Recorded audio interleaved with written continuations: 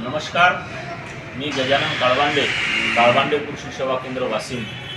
आज आपण हळद पिकाबद्दल जी हळदीची अवस्था आहे या अवस्थेबद्दल चर्चा करू। सध्या या ठिकाणी जे हळदीचे आपण झाड पाहत आहे ते सेलम जातीचे आहे। गजानन गजभाऊ गोटे राहणार तोंडगाव यांच्या शेतातील आहे। या हळदीला सुरुवातपासून जे नियोजन आहे ते मी स्वतः केलेलं आहे। सध्याच्या घडीला वाशिम जिल्ह्यामध्ये जेवढी काही हळद आहे ती या अवस्थेमध्ये आहे, जी की कांडी लागणे ही अवस्था आपण म्हणतो। मागील महिन्यात मी हिंगोली असेल रिसोड या भागातील काही हळदीचे प्लॉट बघितले, पण फारशा प्रमाणात चांगली वाढ किंवा क्वालिटी हळदीवर दिसून आली नाही। या गजूभाऊकडे जवळपास 5 एकरवरती लागवड आहे। लागवड करतेपासून तर आत्तापर्यंत आणि शेवटपर्यंतही माझ्याकडं पूर्णतः या हळदीचा प्लॉटचं नियोजन होतं।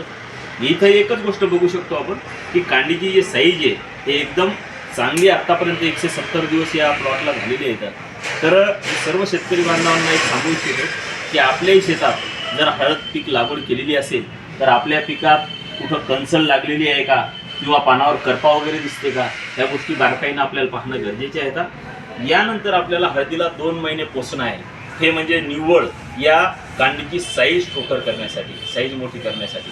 तर आपण यासाठी 05234 असेल, कॅल्शियम नायट्रेट असेल, त्याचसोबत आर्थोसॅलिसिक ॲसिड असेल, त्याचसोबत आपण 0050 या मायक्रोट्रन खताचा वापर करून, चांगल्या नामांकित कंपनीच्या खताचा वापर करून निश्चितच उत्पादन वाढू शकता। हा प्लॉट आपल्याला बघायचा असल्यास तोंडगावमधील गजूभाऊ गोटे यांच्या शेतात हा प्लॉट आहे। ही सेलम नावाची व्हेरायटी आहे। निश्चितच या ठिकाणी एक अपेक्षित आहे की 30 ते 35 क्विंटलपर्यंत आपल्याला उत्पादन येऊ शकतं। माझी सर्व शेतकरी बांधवांना एक विनंती असेल की आपल्या शेतात हळद पिकाला जर या अवस्थेतला माल लागलेला असेल तर एक चांगलं झाड आणि एक खराब किंवा पानावर करपा आलेलं झाड, हे दोन्ही झाडं उपटून बघा। त्या ठिकाणी जिथं खराब पानावर डाग किंवा पिवळसर कलर आलेला असेल तिथं सड पण लागलेली आपल्याला दिसून येते। तर यासाठी आपल्याला अधिक काही माहिती लागत असेल तर काळबांडे कृषी सेवा केंद्र, Maratha commercial complex, Risod road, Washim या ठिकाणी येऊन आपण बिंदास भेटू शकता। धन्यवाद।